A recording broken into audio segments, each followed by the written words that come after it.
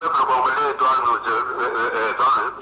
nous aider à l'intérêt ici. Le peuple congolais, il est où?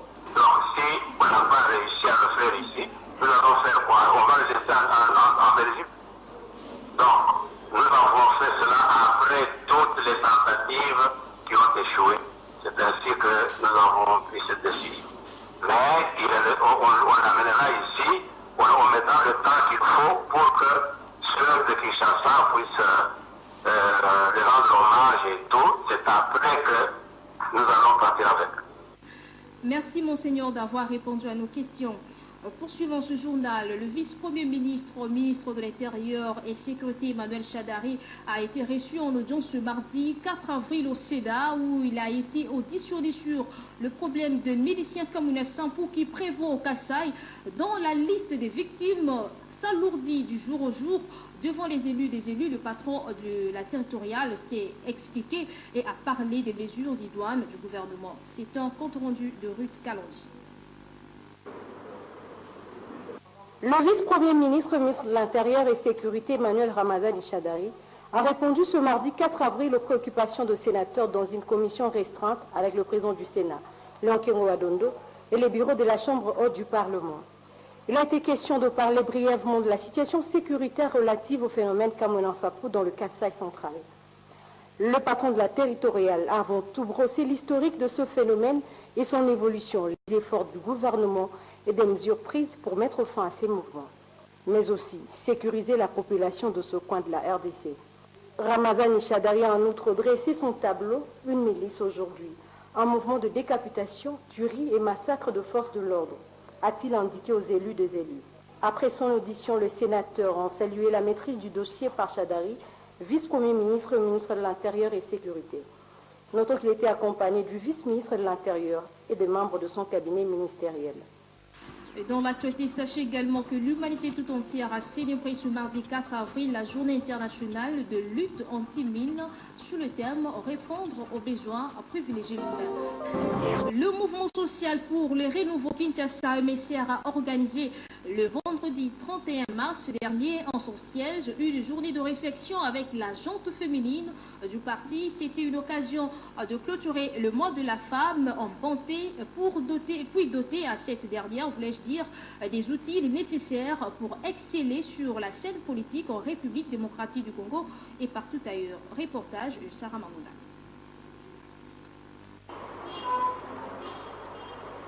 Pour clôturer le mois de la femme en toute bonté, le mouvement social pour le renouveau Kinshasa MSR avait réuni le vendredi 31 mars dernier toutes les femmes actives de son parti autour d'un atelier de formation dont l'idéal s'inscrivait au renforcement de capacités. Ces partis souhaitent que d'ici l'horizon 2030, la femme soit active dans tous les secteurs de la vie. Et le fédéral exécutif général Gaspard Nzita a fait le point de cette activité. Nous sommes l'échéance électorale et d'ici peu, en principe, nous allons passer les élections. Aujourd'hui, étant les choses, le président de la Sécurité est en train de faire un travail de titan. Il a sillonné pratiquement la République, la moitié. Il a presque terminé la moitié de toutes les provinces de notre République. Nous, au MSR, nous voulons que la femme puisse avoir de la place, une place de choix dans les élections futures. Raison pour laquelle nous avons estimé que cette semaine d'aujourd'hui, il fallait tout faire pour la conscientiser, la faire comprendre que c'est dans son intérêt. Occasion faisant le larron, les femmes ayant bénéficié de cette formation ont été sanctionnées par de brevets, un bouquet de fleurs et quelques petits cadeaux. Aujourd'hui, si nous sommes ici, c'est pour donner la méthodologie politique, pour révéler des techniques et des méthodes au moment, comment s'armer pour affronter ce qu'on appelle la politique. C'est pour montrer au moment qu'il est utile qu'une maman s'impose aussi dans le monde politique, qui est jusque-là considéré comme le monde des hommes. Tout d'abord, je remercie le bon Dieu pour ce qu'il nous a réunis aujourd'hui. Je dis merci à Papa fédéral avec tous les comités. Et je remercie aussi mon comité de Gombe qui m'a soutenu jusqu'à ce jour. C'est pourquoi ensemble, on a eu cette certificat et tout ce qu'on avait fait à le passé. Tout est bien qui finit bien, dit-on. Au mouvement social pour le renouveau, la femme doit être boostée et valorisée, car éduquer une femme, c'est éduquer toute une nation. David Sall, avec sa structure Debout Selembao, ont clôturé le mois de mars avec plus de 300 femmes réparties dans 18 quartiers de Selembao. C'était le dimanche 2 avril en face de l'hôpital général de référence de Makala, l'ex-sanatorium, ambiance électrique pour ces femmes qui ont été honorées. Gladys Onbile signe ce reportage. Les leaders de Selembao, David Sala, l'un des 3 lions de la communication, et sa structure Debout Selembao ont clôturé en bonté le mois de mars ensemble avec plus de 300 femmes de la commune de Selembao réparties dans 18 quartiers. Cette grande cérémonie s'est tenue en face de l'hôpital général de référence de Makala, ex-sanatorium, le dimanche 2 avril. C'est avec une forte délégation composée des hommes des dieux, des journalistes et les membres de sa structure que ces leaders a atterri sur le sol de cette commune de la Funa. Prenant la parole, David Sala souligne qu'il est impérieux de célébrer avec faste le mois de mars ensemble avec le maman, car c'est le femme qui donne vie. Dans les 18 quartiers, la commune a seulement on va la représenter parce que la commune mobile seulement aussi à Takutango. Donc, peut toujours te Luka, à représenter à ma maman. J'ai voulu fêter avec les mamans des 18 quartiers de Selembao, car j'ai des moyens limités. Je ne saurais m'occuper ni nourrir toutes les mamans de ma commune, raison pour laquelle il a fallu la représentativité des mamans de chaque quartier.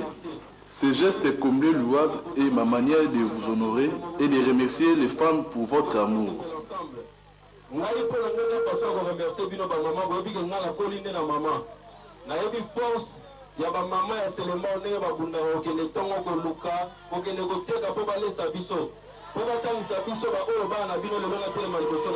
En liesse, ces femmes ont accueilli avec joie ces gestes de bonté de l'un de leurs fils et expriment leur joie en jetant toutes des fleurs au lieu de la communication David Sala.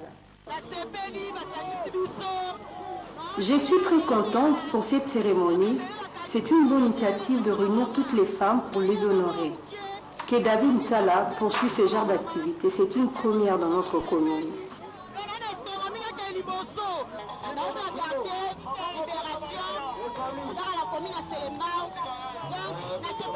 Depuis notre jeunesse dans cette commune de Selembao, c'est la première personne qui nous marque par ses gestes de bonté. Nous lui encourageons.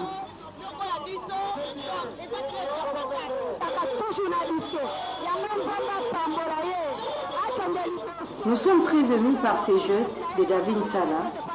Il ne nous a jamais oubliés. Il est toujours près de nous, surtout nous les mamans de Selembao. Nous sommes très confiantes de lui et l'appuyons dans toutes ses œuvres.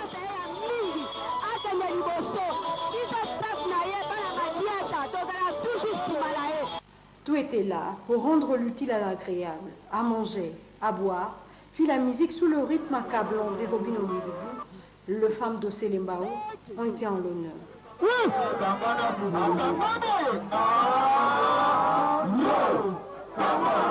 Toujours dans le même registre, les jeunes de Lucha ont au cours d'une conférence débat échangé le samedi 1er avril autour du terme l'engagement citoyen des femmes et des filles congolaises. La cérémonie officielle s'est tenue au collège Boboto. Suivez.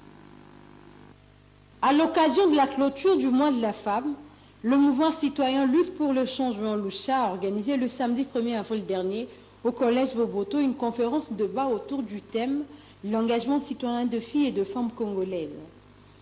Plusieurs oratrices ont défilé pour expliquer ces thèmes à leur manière, entre autres Élisée Odia, journaliste de la chaîne de télévision Congo Web, qui pense que toute femme ou fille qui s'engage et se bat pour l'épanouissement fait déjà un pas vers un engagement citoyen. Il faut avoir de la détermination, que je lis également avec la persévérance, ne jamais abandonner, ne jamais lâcher, surtout quand vous pensez que vous êtes dans le bon. Surtout quand vous pensez que ce que vous incarnez ou vos idées que vous comptez véhiculer au sein de la société sont les bonnes. Il faut demeurer, il faut être déterminé, il faut persévérer. Et là, j'avoue que ça ne sera pas facile. Si c'est difficile déjà pour les hommes, je crois que c'est 2 fois plus dur pour la femme de persévérer et de rester déterminée. Mais je crois qu'on doit le faire si on veut demeurer avoir cet engagement pour faire de cet engagement quelque chose de réel. Outre ces brillants exposés, le jeune des Lucha ont tour à tour témoigné sur leur expérience au sein de ce mouvement.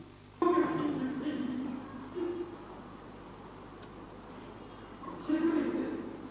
Mon boulot, j'étais déléguée du personnel d'une grande entreprise en France, j'ai tout lâché. Avec le peu de moyens que j'ai, avec ma petite voix, je vais militer pour que ce pays puisse changer. Et je sais que ça va changer. Les jeunes, les femmes. C'est dans une ambiance bon enfant que le tout s'est clôturé. Les femmes et les filles dans la salle se sont engagées corps et âme pour le changement et pour un Congo prospère et libre. En sport, championnat de la première division, après les 4 matchs qui se sont déroulés sur toute l'étendue du territoire national, le cercle sportif Don Bosco occupe la première place au classement, suivi du FC Renaissance et les favoris du championnat V-Club, Mazembe, DSMP et Sangabalende sont à la même position du 3e suite à leur match nul concédé à la première journée de play-off de Ligue nationale. Albino Marie nous en parle. Chose étonnante au championnat national, après la première journée, le CS Don Bosco et le FC Renaissance ont occupé la tête du classement devant le grand club du championnat. Don Bosco a battu OC Mungano sur le score de 3-0 à Lubumbashi, au stade tout-puissant Mazembe, le dimanche 2 avril. Ces scores lui a permis d'occuper la première place du classement. Ce même dimanche, 3 autres matchs ont été joués à Bukavu. Le FC Renaissance a gagné l'équipe domicile OC Bukavu Dawa sur un score étriqué d'1-0. À Mbujimai, Sangabalende a été tenu en échec par Vita Club sur un score de 0-0. À Lubumbashi aussi, un autre score vierge a été concédé entre le tout-puissant Mazembe et les Daring Club Motema Pembe. Après le match de la première journée, le classement se présente de la manière suivante. À la première place, on retrouve les CS Don Bosco avec 3 points et plus 3 de goal à virage, suivi du FC Renaissance qui compte 3 points également, mais une différence de but de plus 1. ASV Club, DSMP, Sangabalende et tout-puissant Mazembe occupent tous la 3e place avec chacun un tout petit point et plus 0 de goal à virage. En bas du classement, OC Bukavu Dawa occupe la 7e position avec 0 points et moins 1 de goal à virage et OC Mungano ferme la marque aussi avec 0 points et moins 3 de goal à virage. Retenons que la 2e journée c'est pour ce samedi 8 avril au stade de Martyr où Vita Club recevra CS Don Bosco et le dimanche 9 avril, 2 matchs seront joués dont DSMP va accueillir Sa Majesté Sangabalende et à Bukavu, le derby de Bukavu entre OC Mungano et Bukavu Dawa. Et le 20 avril, le tout-puissant Mazembe, après ses matchs de la 16e de finale bis de la CAF, sera reçu par le FC Renaissance du Congo et le FC Renaissance jouera le 13 avril sa 3e journée face à OC Mungano à Bukavu. Dans l'actualité internationale, 14 morts et 45 blessés, c'est le bilan officiel d'une explosion survenue dans un wagon du métro en Russie. Le président russe s'est rendu de la soirée sur le lieu du drame pour déposer un bouquet de fleurs où s'est immobilisé le train visite. Le traitement à base de plantes médicinales à moindre coût, vous en trouverez au centre Herbopharma. La phytothérapeute Laurence Mbouyi fait appel à tous ceux qui souffrent des maladies incurables de venir se faire soigner dans son centre médical. Vanessa Makwebo et Odizola signent ce reportage. Éléphant, un produit miraculeux fait à base de plantes médicinales qui soignent toutes sortes de maladies. Vous en trouverez au centre Herbopharma chez Laurence Mbouyi. Bien aimé, plante éléphant, c'est le meilleur plante parmi les plantes. Une plante qui a la capacité de répondre à plusieurs maladies. Par exemple,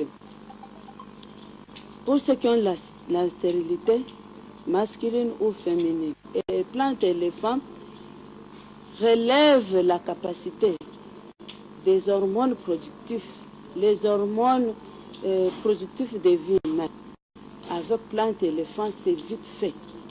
Et ça peut répondre même en un jour. Mais les hommes qui souffrent des hémorroïdes, parce qu'il y a une plante éléphant qu'on donne seulement chez les femmes et d'autres condamnent seulement chez les hommes. Mais ce que nous traitons avec les hommes, c'est une plante très forte et ça répond en un jour. Et ça remet donc, ça augmente la force des activités sexuelles.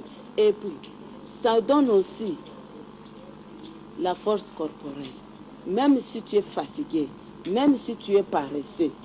En tout cas, c'est une plante qui répond à plusieurs maladies. Vous-même, vous savez, vous connaissez quelle maladie qui vous dérange à chaque moment, à tout moment. Expérimentez avec plante éléphant. Parce que c'est une plante que beaucoup de gens n'ont pas encore découvert. Tu n'as jamais goûté éléphant. Goûtez éléphant, expérimentez, vous allez me donner raison. La plante éléphant traite aussi la stérilité chez l'homme, voire chez la femme. Pour les mamans qui veulent mettre au monde, il y a un système, donc, la méthode de l'herbopharma, c'est donner l'hydro. Nous donnons l'hydro aujourd'hui, et c'est 3 séances, et par après, les mêmes mois-là, vous allez recevoir. Les mêmes mois.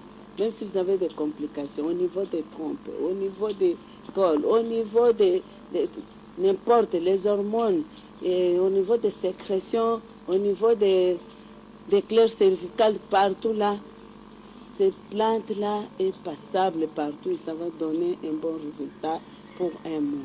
Plusieurs, c'est pour un mois. Frères et sœurs, manquer les enfants dans votre mariage, c'est une maladie à traiter. C'est ça même la stérilité. Mais il y a une plante éléphant qui a donné les bons fruits chez les autres mariés. Les autres ont déjà des enfants à partir de plantes éléphants. Nous sommes sur les métiers Saint-Longo des bonhommes, tout près des ponts Ndjili et des rivières Ndjili. Nous sommes côte à côte sur boulevard Lumumba. En tout cas, bye. À présent, prenons connaissance de ce communiqué émanant de la Direction générale des impôts qui informe les services et le public en général ainsi que les opérateurs économiques en particulier que par arrêté ministériel numéro /CAB /Mine /Finance /2017 /003 du 3 mars 2017, Son Excellence Monsieur le Ministre des Finances a publié les coefficients de réévaluation applicables au bilan clos du 31 décembre 2016. Ces coefficients peuvent être obtenus auprès du secrétariat de la Direction des études, statistiques et communications locales 5.14 de l'hôtel des impôts ou être téléchargés à partir du site web de la DGI à l'adresse www.dgi.gouv.cd dans la rubrique documentation sous-rubrique arrêté. Ce communiqué fait à Kinshasa le 27 mars 2017 pour le directeur général en mission, Ngoïa Vendiam, directeur général adjoint. Voilà qui met fin à cette édition du journal professionnel de la République démocratique du Congo. Merci pour votre attention soutenue.